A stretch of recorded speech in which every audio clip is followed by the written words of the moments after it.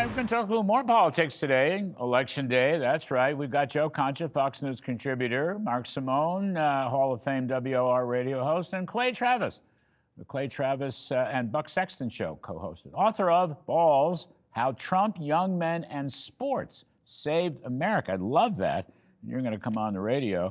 In fact, you're such a celebrity, I want to ask you about Jack Smith. Okay, yeah. Jack Smith, we now learn that he seized Donald Trump's phone and tapped into Trump's records. Okay, sorry, Jack, you guessed wrong. That's the president. Yeah. But it doesn't, I don't know yet where, when, why, and how. Well, I know why, but whether it was at Mar-a-Lago. Somehow he got his paws on Trump's own government phone. I think this is not extremely significant, right? Because immediately as a lawyer, I go to what evidence did they try to seize?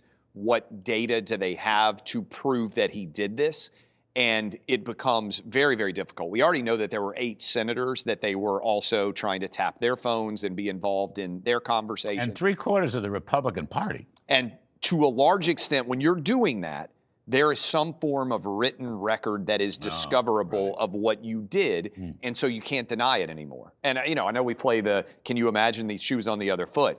But can you imagine if the Trump DOJ had done this to any prominent Democrat? It would be on the front page of the papers for weeks. And to Clay's point, there's been almost a complete blackout so far. ABC, NBC, Which is CBS. why that evidence, if they had it, of what got seized, would be impossible to ignore for them. Story. Everything we learn will be worse and worse and bigger on this story, Mark Simone. I mean, it deserves to be front page coverage. It will eventually get on the front pages. Yeah, now Watergate was tapping one guy's phone, Larry O'Brien's phone. That was Watergate. Yeah. Woodward, Bernstein, you're both alive. You're well. Where are you? Get on this. You should be sliding down a fire pole to go to work on this story. Joe Concha, in New York City, crime numbers have fallen substantially under Jessica Tisch, okay, police commissioner, and Eric Adams, okay, but they have fallen substantially. Now, if Mamdani wins, they're going to go back up? Yes, because that's what's going to be primary when people vote today. Just based on the numbers, guys, you're going to see Mamdani replacing NYPD officers in high crime zones with social workers.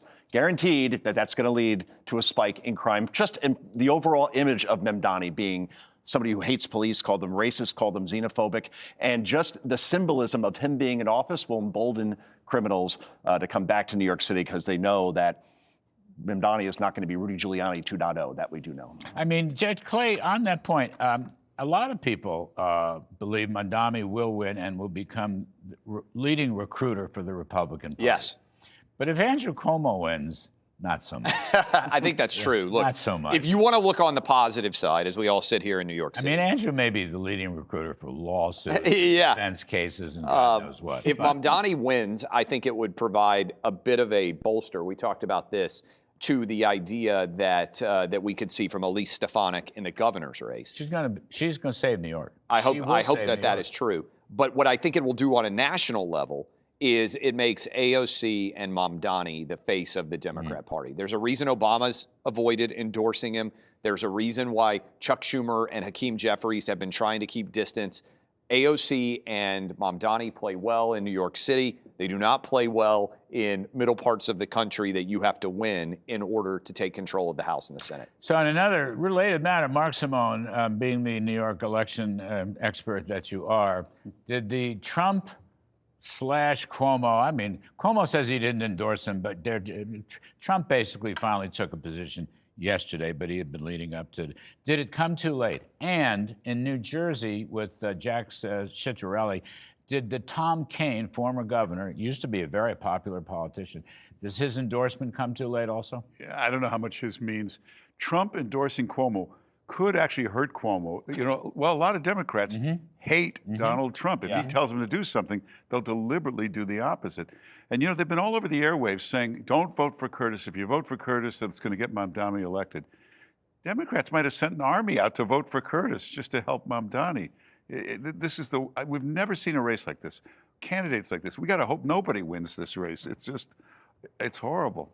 In Virginia, they ignored Trump. Ignored him. They left it up to Governor Glenn Youngkin. This was his baby. Now, it doesn't look like that's going to work out very well. No, you look at the betting markets that Clay and I are fairly I love obsessed watching with. Yeah, Yes. and they've been very accurate in past elections. Polymarket, for example, has Abigail Spanberger, the Democrat in Virginia, a 99% chance of winning. Even Jay Jones, the guy who wished death on his political opponent's young children and said that more cops need to die, he is now favored to win that attorney general's race, and Mikey Sherrill is now about an 86% chance of winning New Jersey. Now, these things could be wrong, of course, and Jack Ciattarelli of those three probably has the best shot, but right now it's looking like a Democratic sweep. I don't think, it's funny, I don't think national issues played a sufficient role. If I were an underdog, if I were a Republican in New Jersey, or even though Republicans have taken Virginia, it's still kind of a blue state. I would have brought in national issues. I would have been talking about Donald Trump's achievements, front page, foreign policy, domestic, tax cuts. Immigration.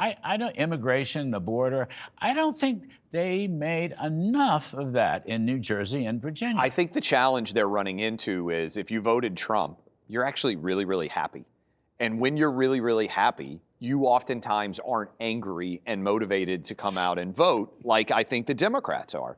And so I think the challenge they ran into is Trump is doing a phenomenal job if you voted Trump. You're very ecstatic about the first 10 months. If you hated Trump, as unfortunately a lot of people in New Jersey and Virginia do, you see this as an opportunity to continue your anti-Trump dynamic. So I don't know if you nationalize the issues, whether you help in any way, because the people who love Trump, they're happy. They're less likely, they got jobs, less likely to show up. Will MAGA turn out in New Jersey and Virginia, especially New Jersey? Will MAGA turn out? Oh, absolutely, absolutely, and especially in New York. This is the craziest thing: a socialist running New York. Our main industry is capitalism. It's like a guy who hates cars running for mayor of Detroit. You can't do it. You just can't do it. You can't have a socialist running this city. So you think MAGA will turn out? Yeah. For whom? In New York, for whom? Cuomo and Curtis. I think they'll still split the vote. Cuomo and Curtis will split the vote. Okay, I think you warbled through that one. All right, I want to know, just real quick, 30 seconds. Yeah. Balls, how Trump young men in sports saved America. Go. Look, I am optimistic on the future of America because young men are over the BS. And they're over the BS because they've been blamed for everything. And they are saying, wait a minute, there's nothing wrong with being a young man. They look at Trump as an avatar of masculinity. The Democrats have abandoned men. I think this is going to grow even more. I got 3 young boys. Being a Democrat is considered to be an insult. And that's a branding problem that is going to last for them beyond one election cycle. Clay Travis, Mark Simone, and Joe Concha. Thank you. Future New York Times bestseller, by the way. Go buy the book. I need all the help I can get. Good luck tonight. Good luck tonight. Hey, Sean Hannity here. Hey, click here to subscribe to Fox News YouTube page and catch our hottest interviews and most compelling analysis. You will not get it anywhere else.